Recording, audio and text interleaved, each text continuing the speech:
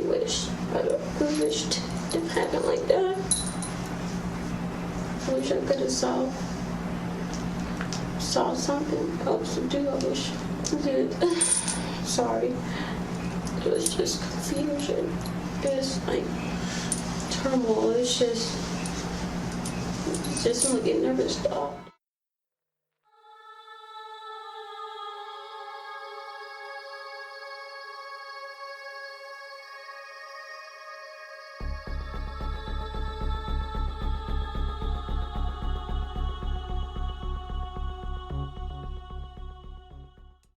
Conyers, Georgia, 4:30 p.m., January 13th, 2010. A police officer was doing his usual rounds in his patrol car when a 16-year-old girl, Tasmira Whitehead, came running over to the car in floods of tears. Panicked and unable to breathe, she said that she and her twin sister Jasmira had found their mother brutally attacked in her boyfriend's home. Items in the house were on the floor and broken, and the floor and walls were covered in blood. 34-year-old Nikki Whitehead was in the bathtub and clearly deceased. It was a harrowing sight, and her twin daughters were beside themselves. Police quickly identified a potential murder weapon. A cracked vase lay on the living room floor. Following the trail of blood, it was evident that Nikki had tried to escape from the house out the back door. But the door was locked, and Nikki continued to be attacked. She had been stabbed 80 times, and her spinal cord was almost severed. She eventually succumbed to her injuries and had been dragged into the bathroom and placed into the tub. It was clear whoever did this had made some attempt to clean up the evidence, but the amount of blood was overwhelming and it would have been impossible to clean the crime scene. In the linen closet next to the bathroom, a stack of towels were missing. It didn't appear as if anything had been stolen, and there were no signs of a forced entry. So whoever committed this crime must have had a personal relationship with Nikki. Lieutenant Chris Moon said it was the bloodiest crime scene he had ever been to. The police initially wanted to talk to just one person, Robert Head, who was Nikki's long-term boyfriend.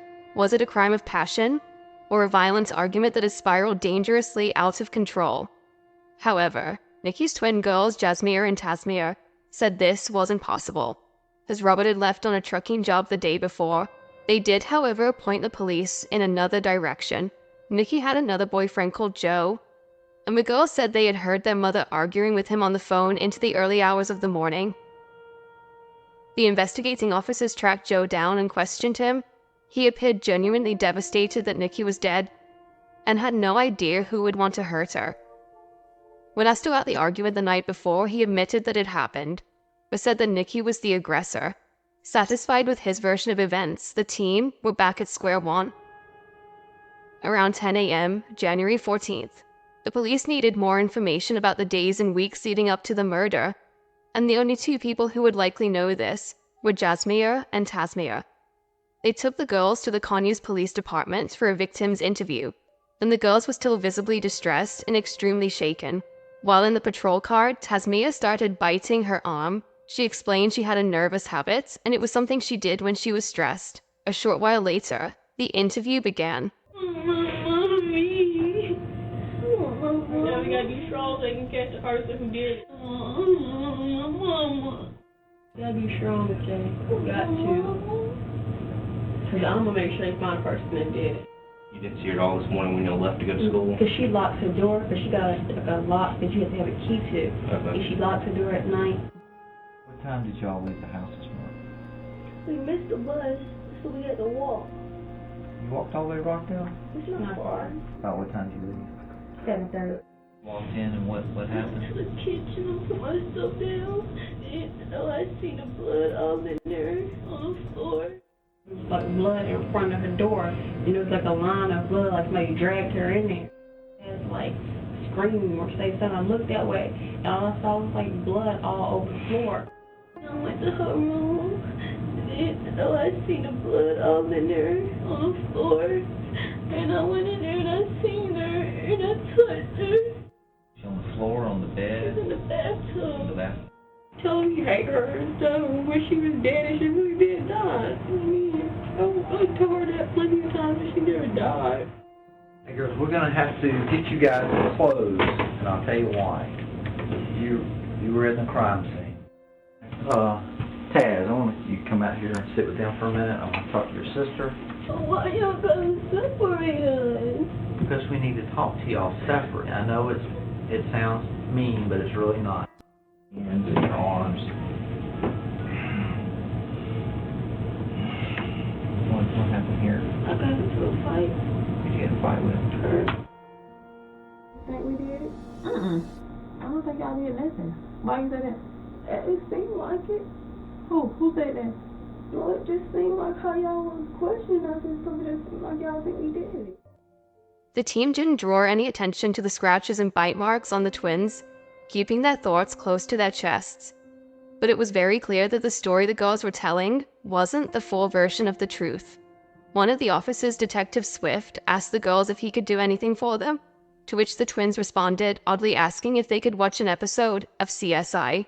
The officers felt at this point that they were looking at their main suspects. Although the girls admitted to having a tough relationship with their mother, this wasn't enough to establish any kind of motive.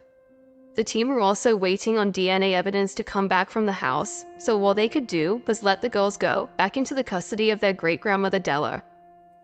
Officers began talking to Nikki's friends about Jasmine and Tasmia, and the friends painted their occasional fights in a very different light.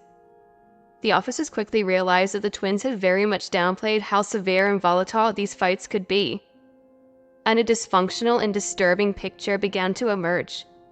Tasmia and Jasmine Whitehead had both been straight-A students, high achievers, and well-behaved young girls. They were talented in many things, including dance, music, and sports, and they seemed to be on track for a great future, with dreams of going to the prestigious Harvard University. The twins' home lives, however, were a lot more difficult. Their mother Nikki had been born in prison while her mother was doing time for drug possession and had left home at 16 years old after years of a tumultuous relationship. She was living on the streets when she fell pregnant. The twins' father rejected Nikki and wanted nothing to do with the babies. Nikki gave birth when she was 18 and moved in with her grandmother, Della Frazier.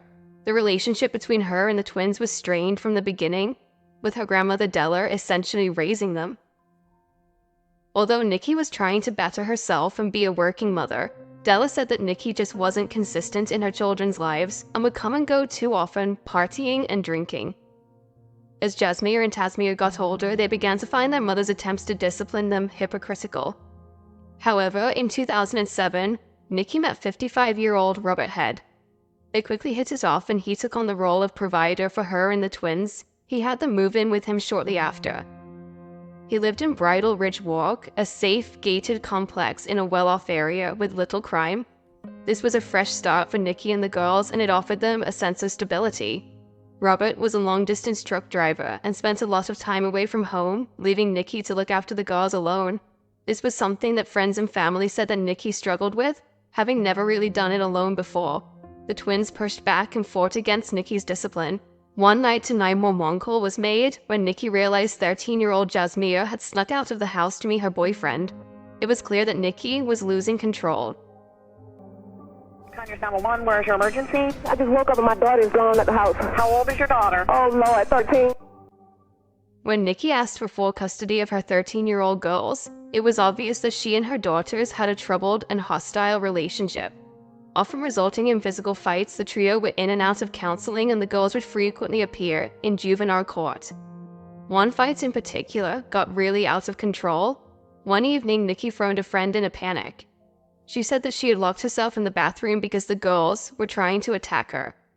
When the police arrived, Nikki showed the officers scratch marks and blood. Tasmia also had scratches on her body and claimed that her mother had started the fights shortly after this incident in 2008. Della took back custody of Jasmine and Tasmia. On January 5, 2010, the now 16-year-old twins went back to live with Nikki. The girls protested, saying they didn't want to live with her, but the court ruled they needed to go on a 2-week trial period.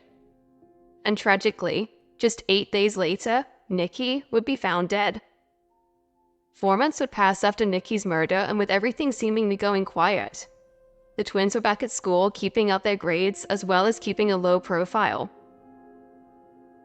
But in May of 2010, the evidence from the crime scene was finally back and analyzed, and it confirmed what the police had already suspected. The bite marks on the twins' bodies matched a plaster cast that had been made of Nikki's teeth. When Tasmia had been biting her own arm to pass it off as a stress-induced habit, it was actually her deliberately trying to leave new teeth marks over Nikki's.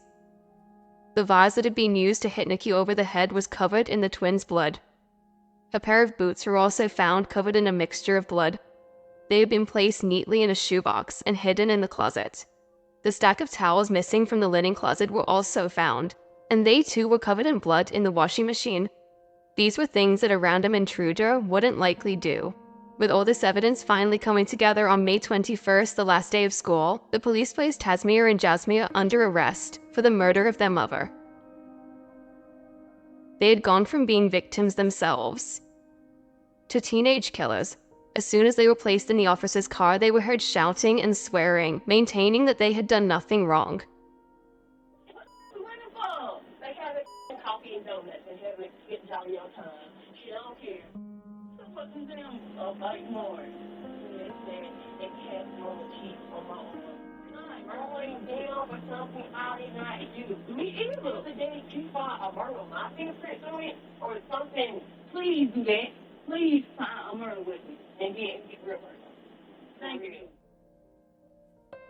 Questions from the defense team arose, arguing that the girls were identical twins, so determining whose DNA was whose was impossible. However, the prosecution argued that this was a non-issue, as it was evident that both the girls had worked together to carry out the attack. They believed that Nikki had woken the girls up for school sometime around 7 a.m., and the attack took place shortly after. They were caught walking past a gas station together and then were picked up around 10 a.m. on the school's CCTV, arriving late to their classes. But both arrived at the same time, further cementing the prosecution's theory of them working together. This, alongside the evidence from the crime scene and the witnesses that could attest to the fighting, was enough for a grand jury to side with the prosecution. On July 12th, both girls were indicted for murder and pled not guilty. In 2012, while still awaiting trial, the attorneys for the girls put forward a request for a plea bargain. They argued that Nikki was also to blame in the situation. They said that her history of drinking and drug use played a part, coupled with her staying out late and often ignoring her children. They said that the girls simply couldn't take it anymore, and things had come to a head on January 13th, 2010. It was on these grounds that they asked for the charges of murder to be dropped and voluntary manslaughter to take its place. The prosecution and the officers said they wanted to hear the confession from the girls themselves before they considered this. They met with the girls separately, and they began to tell a shocking story. Jasmia and Tasmia said that Nikki had come home drunk the night before the incident took place. She began hurling abuse at them, which carried on into the morning. When the girls came down for breakfast, things started to unravel. Mom's yelling? We all yelled. Everybody's yelling. We all we mad. I had took the pot from her. This one she had grabbed the knife, kind of turned around and said, "Get back." But she didn't keep the knife in her hand. My mom just winning that battle with the knife or whatever. So I picked up the pot and I hit her with the pot. She bit me in the chest. Like I said, I'm not that big, so when she bit me, she latched on to me, and I'm trying to get her off of me because it hurts. I'm trying to punch her, I guess. And I think Dad stabbed her. She stabbed her. What did y'all do? They put her in the tub. What's she saying? She hated us. She hated us. And well, I guess like the same thing. We're going to jail. But what are you saying to her? I'm sorry. I told her I was sorry. And that was it. When you use your words, when that was it, what'd you and your sister do? I guess we were shocked. We didn't really believe, I guess, what we did. Started planning how we was going to cover it up, I guess. Sorry, miss her. But it was not what Linda and all of them tried to make it seem. I didn't hate her. I didn't hate her either. It just was built up kind of on the, I guess, heat of the moment and just it was the main between all three of us. I really wished it didn't happen like that. I wish I could have saw something else to do. I wish I did. Sorry. On January 9th, 2014, almost exactly 4 years since Nikki had been killed, Tasmir appeared in Rockdale County Court to enter a plea of guilty to voluntary manslaughter. 1 month later, Jasmir followed suit. They were both sentenced to 30 years for the crime, and their attorney said that this sentence allowed the girl some sort of future. The state's recommendation as to count 1 is 20 years to serve in prison. As to count 2, the state's recommendation is 5 years to serve in prison to run consecutive to count 1. As to count 3, the state's recommendation is 5 years to run consecutive to counts 1 and count 2, for a total of 30 years in prison. That is the maximum the court can award or can sentence to under these charges. Years ago, the twins Jasmia and Tasmia were in ballet and getting academic honors. I always saw them at Harvard or Yale, and never would I have ever imagined they would be sitting in a jail cell for killing their mother.